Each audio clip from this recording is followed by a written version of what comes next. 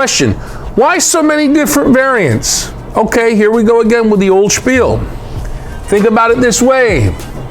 At some point in time, late 20s, Common Era, Syro-Palestine, we have the context of the pre-Paschal Jesus himself. He's alive, walking around, talking in Galilean villages, and healing. And that's a certain context around 2,000 years ago in a very different culture than ours. After Jesus' death and resurrection, there is another period of time where other people talk about Jesus saying stuff and doing stuff, like healing people, and healing the servants of people, and healing the sons of people. Every one of those people that is either recounting memories or hearsay of Jesus doing this is doing it in a new and different context. As this spreads throughout a geographic region, this diversifies. Contexts multiply left and right. The result of this is the meaning of the story of Jesus healing is changing. The details of the story of Jesus healing is changing, just like the parables. Whenever you move the language, you necessarily change the meaning. Inspiration cannot prevent that. And this is another reason why it's futile to go looking for scientific proofs that this or that detail in a story are absolutely scientifically true. There's a problem with these. Are not scientific people writing this down. Are these modern journalists doing this? Writing this down? Maybe modern journalists would be hard too. I don't know. I'm not too good either. But it's the thing. They're giving us truthful reports.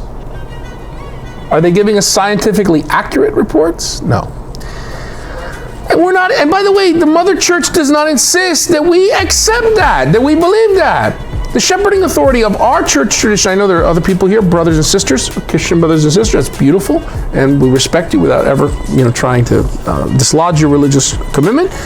But speaking for Catholic Christians here, the shepherding authority of the Catholic Church does not insist, the magisterium does not insist, first a shepherd, then a teacher, does not insist that we treat the details of the gospel as modern historical facts. According to the Second Vatican Council's Dogmatic Constitution on Divine Revelation, Section 19, the Pontifical Biblical Commission's Historical Truth of the Gospel, Sections 6 through 9, and the Universal Catechism, number 126, the primary source for understanding Jesus' life is Matthew, Mark, Luke, and John. And this source, the four Gospels, can only be interpreted developmentally. And when I say interpreted, I mean interpreted rightly. In fact, to say interpreted rightly is a redundancy. Because if you're interpreting it rightly, not misinterpreting it, right? So if you're not interpreting it developmentally, stage 1, stage 2, stage 3, you're doing some kind of poetry, maybe it's very sophisticated, and makes me cry, like Mel Gibson's movie. Okay, and there's something to be said for that, but you're not interpreting it, you're misinterpreting it, you're distorting it. And it doesn't matter what your background is. You're using in the Bible and its details like an ink blot test. I put a Rorschach test out here for everybody, and wow, look at all the different things we see. I see Batman, I see a mess, I see a moth, I see this, I see a cake, I see all these things. Everybody in here sees different things. Is that how we should be doing the Bible? Or should we ask, wait a minute, what did the human author have in mind when he was writing this? Don't use the Bible as an ink blot test for your life. And then look for scientific proofs that justify your own ink blot test. That's a big problem. So, the Gospels evolved through a 3-stage process. Stage 1, the original words and deeds of Jesus. Stage 2, the oral proclamation of the apostles and disciples. After the death and resurrection of Jesus, now we proclaim him to be risen Lord and Messiah. Stage 3, the writings themselves at the time of the communities that existed that composed these documents after the deaths of the apostles that have new problems and situations. Stage 3 is the most important stage. So dating the Gospels, and again, this isn't just, let's do this opinion from Bill or anybody else. This comes from Boston College, okay, from the theology department and scripture studies department. By the way, they employ not just Catholics, okay? They draw from a scholarship that is truly ecumenical and interreligious, Jewish, and even atheist scholars. Because see, that's the great thing about the literal sense of scripture. To find out what the meaning of the human authors is, you don't just need faithful people, all right, who I believe. You can get people who are linguists who are not necessarily religiously committed like we are as Christians. And that's fine. So, from the year 30 to the year 100 Common Era. Death of Jesus in the year 30. Paul's letters written, whoa, look at the time difference. In the 50s. Earliest literature we have is church, 1 Thessalonians. 52 Common Era, maybe as early as 48, not earlier. Then James, Peter, and Paul are martyred in the 60s. 70 Common Era, Jerusalem's destroyed. Sometime in the 60s, no later, probably the 70 Common Era, is Mark, the first narrative gospel written. Two other communities a couple decades after come along. They don't know each other, but they have a copy of Mark on their desk, and they use it as the literary basis for their own Mark 2.0s. Matthew and Luke is what we have called these documents from the late 2nd century on. Those aren't really the names. They don't have those names in the text. They don't have autographs. We don't know who wrote them. But they have material, sayings of Jesus, Matthew and Luke, that are not found in Mark. So that means in addition to Mark being on their desk, there had to be another document on their desk. Germans have called this Q, initial for Quelle, which means source, a saying source. By the way, the story that came from today isn't found in Mark. The story that we find maybe 3 variants of. We may also find a version of it in John, but we don't find it in Mark. Q was only a sayings gospel. So maybe some of the sayings of Jesus might be found in Q, but it's a narrative story, so there had to be other sources too that Matthew and Luke drew upon and perhaps even shared. And maybe John shared. But John seems to not know Q, Mark, Matthew, or Luke. Stage 1, Stage 2, and Stage 3. I'm going to tell you again, the church shows us that we cannot interpret the Gospels unless we do so developmentally. What does a fundamentalist do? He reduces Stage 3 and 2 and collapses it into 1. Because he is a rationalist, the fundamentalist, and he has to have rationalistic proofs. He has to have he worships the God certitude. That's what a fundamentalist worships. The God certitude. He has to have everything without doubt, and even the shadow of a doubt. Christians are supposed to be people of faith. We should live comfortable with faith and doubt. We should live comfortable with ambiguity.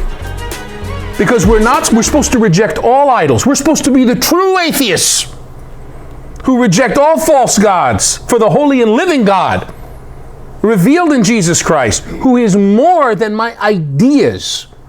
So I can always be ready to part metanoia with my ideas.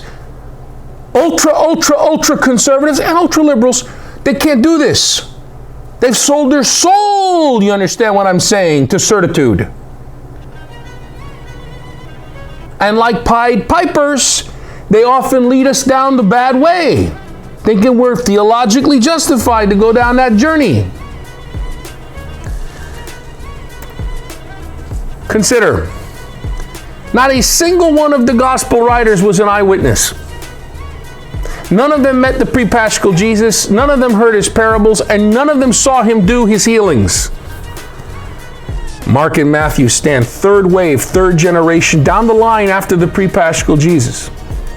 Mark is writing in either Syria, maybe Rome, not the Galilee, 40 years after the lifetime of Jesus. 40 years after he healed the centurion or the royal or whoever Matthew is probably writing from Antioch in Asia Minor 50 plus years after the lifetime of Jesus. If Peter was if Peter was 17 or 15 years old in 30 Common Era, how would he be when he was in the 60s? How old would he be?